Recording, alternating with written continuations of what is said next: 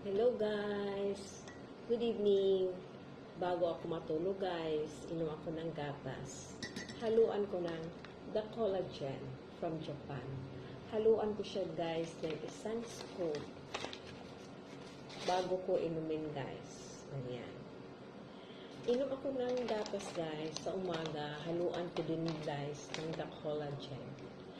Para naman guys, hindi ako magmukhang 50 anyos na kagaya ng isang vlogger dyan na 39 anyos pero mukhang 50 anyos guys kasi nakipagrelasyon siya sa matandang lalaki na may asawa guys, na alam niya na may asawa, pumatol siya kaya nagmukha siyang 50 anyos.